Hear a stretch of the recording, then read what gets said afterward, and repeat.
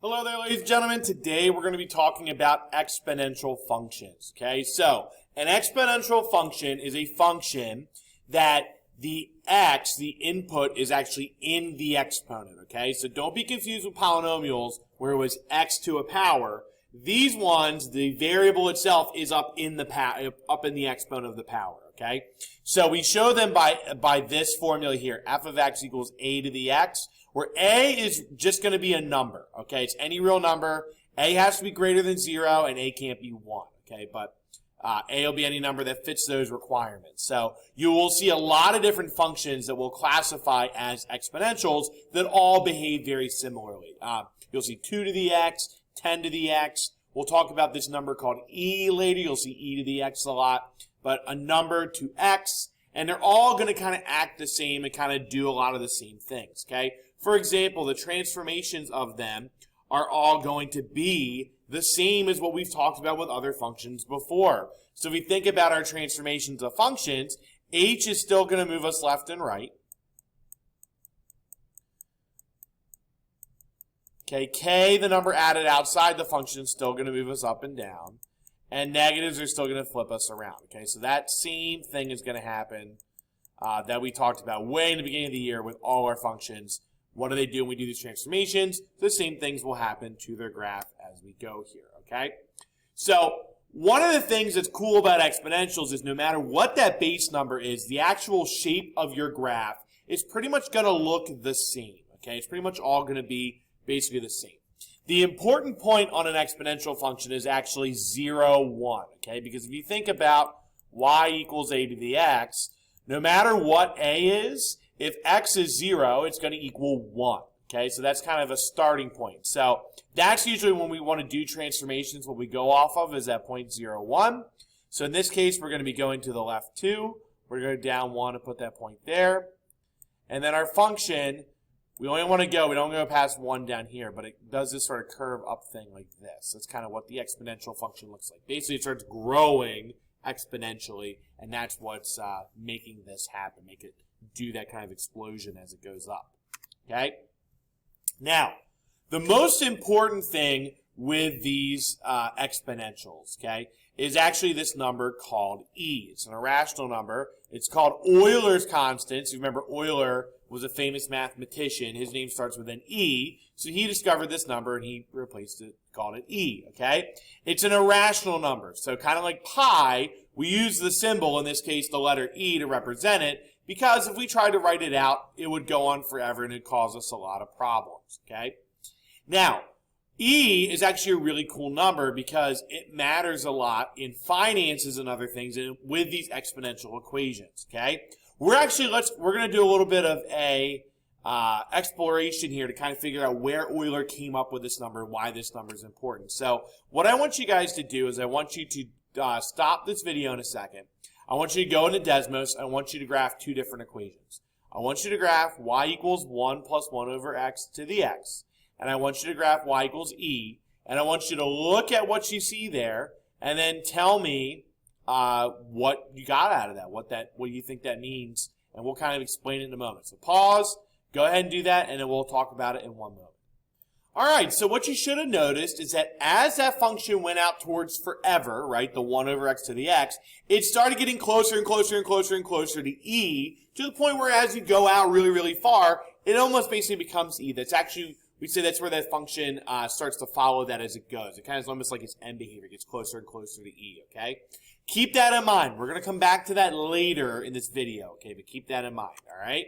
Now, here's a couple applications of these kinds of functions, or some things we can use them for. I said earlier, exponentials are used a lot in the world of finance, okay? We talk about exponentials a lot in financial situations. So, one example of that is with interest, okay? When we have interest, we use exponentials to show how that interest accumulates over time. So here we have an account. We put $2,000 in this account at a 4% interest rate, and it's in the account for 10 years, compounded twice a year, okay? This equation right here, P times 1 plus R over N to the NT, is actually an equation that can tell you how much money you get based off the interest you put in, okay? The important things to know from up here is that P is standing for what we call the principal. the principal is not like the principal at the school.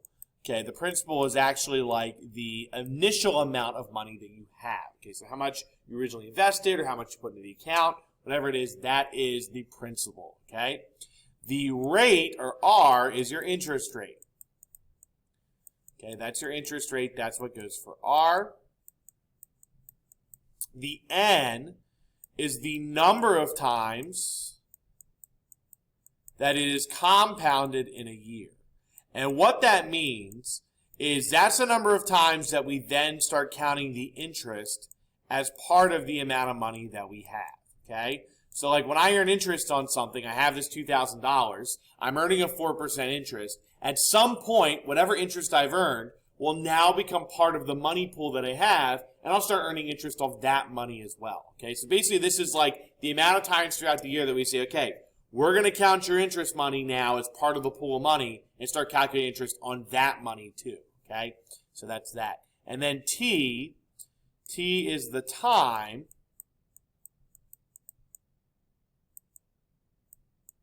in years. Okay, that's the time in years, okay?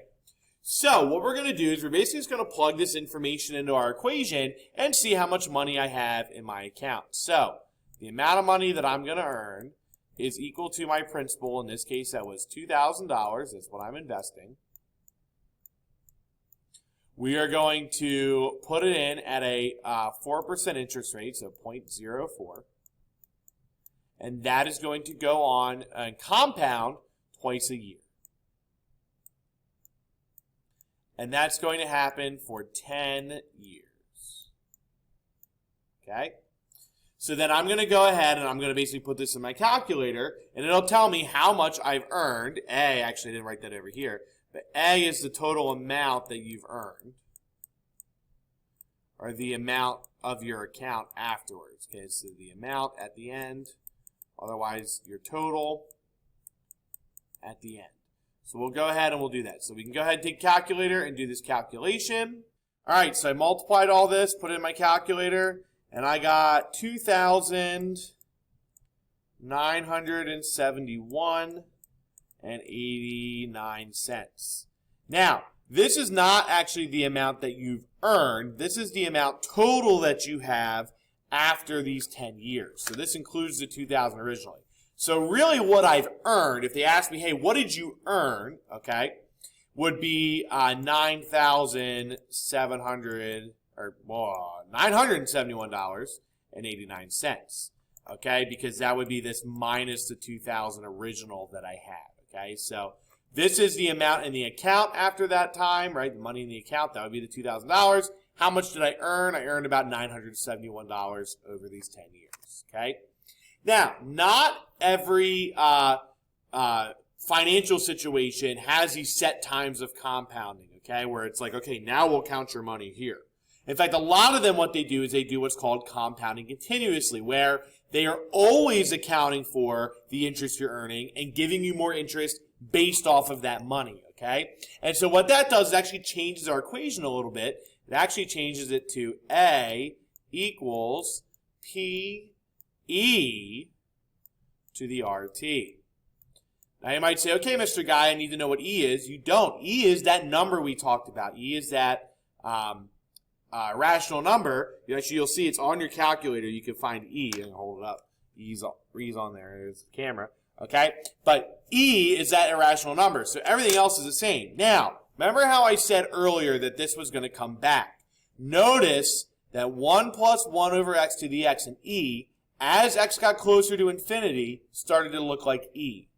Compounding continuously means we're always compounding. It's almost like we're compounding infinite times.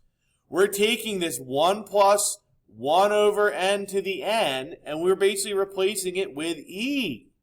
Okay?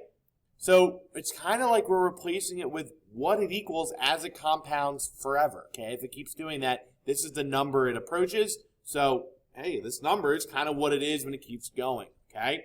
So that's kind of where this equation comes from, okay? And you'll sometimes hear it called the PERT equation, P-E-R-T, P-E to the R-T, so PERT, okay? But this equation is used all the time. Anybody interested in going into business or finances or investing, you're going to see this equation a lot, the PERT equation, okay? So here's an example where we can use PERT and we can use the other equation to kind of calculate it, right? So we have $12,000. We want to invest it 9% for 5 years. I want to find the balance if it's going to be compounded quarterly, monthly, or continuously. So here's what I want you guys to do. I want you to pause the video and do those 3 things, okay? For quarterly and for monthly, you're going to use this equation, and you're going to put in either 4 or 12 for N for the quarterly and monthly, okay? For compounding continuously, you're going to use the PERT equation. So you're just going to use e to the RT. I want you to go ahead and calculate that and then come back, and we're going to compare them to kind of see which one's better for us if we're investing, okay? All right, so here we have our 3 different answers we should have got. So quarterly, it's about $18,726.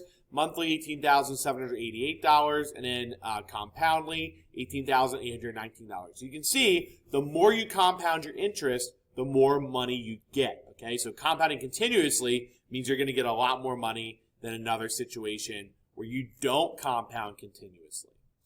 All right, that's everything I have on exponential functions for now. Thank you all for watching.